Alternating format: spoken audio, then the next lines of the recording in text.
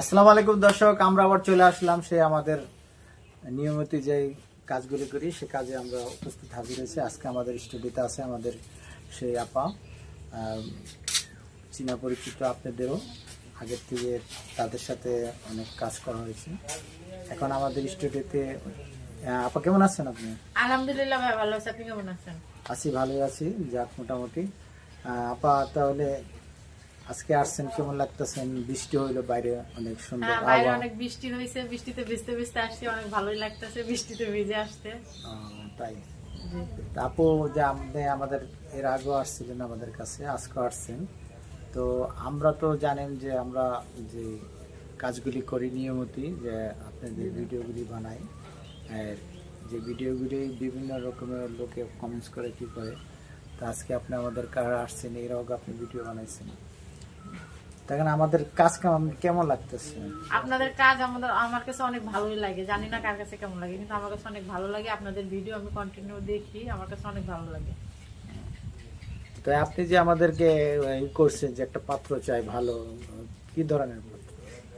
ভাই, আমি পাত্র চাই বলতে মনে করেন সে একটা ভালো মনের মানুষ হবে, আমাকে সবসময় দেখাশোনা করবে, আমার বাড়ি ঘর দেখাশোনা করবে। বুঝেনি তো, একটা মেয়ে মানুষ একটা ছেলে মানুষের কাছে কি চায়? একটা মেয়ে তো চাই তার স্বামী সবসময় তাকে ভালোবাসবে, তাকে কেয়ার করবে, তার খোঁজ খবর নেবে, সে কি করতেছে কি না করতেছে, এই আর কি। তা আপনার বয়স তো কম হয় নাই, আপনি কি এই জীবনে কোনো কি আপনার মনের মতো মানুষ পান নাই কখনো? মনের মতো মানুষ পাইলে তো বিয়ে করতামই ভাই। পাই নাই বলে তো মনে করেন আজকে আছে এখনো বাবা মার কাছে। দেখি ভাগ্যে কি আছে।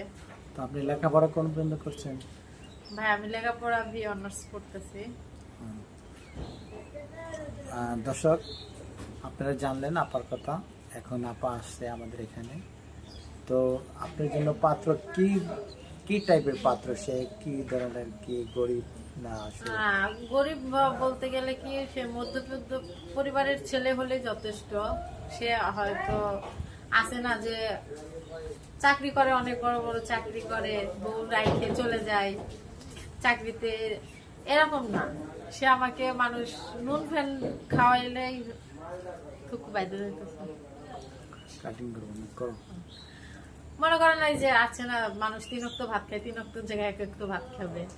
তারপরে যে ঘরে চালিত রাখবে বউটা, যে ঘরে রাখে, যে কত মানুষ আছে যে বউ দিয়ে কাজ কাম করায় খাওয়াচ্ছে, সেটা হচ্ছে তাদের একটা।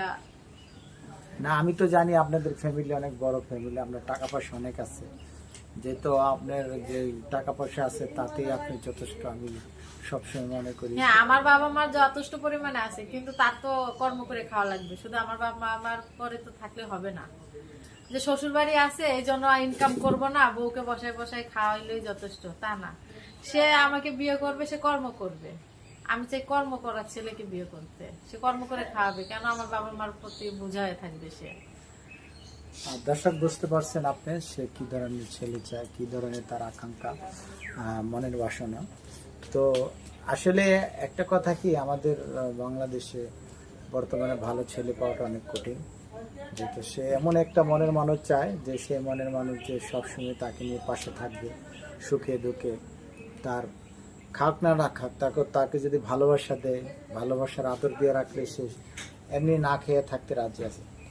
তার বাবার টাকা পয়সা থাকা অবস্থা, সে চায় একটা গরিব হোক ছেলে, কিন্তু ভালো হোক, ভদ্র হোক, নেশা পান যেন না করে। যে বর্তমান তার নেশার বেশি ছেলেরা।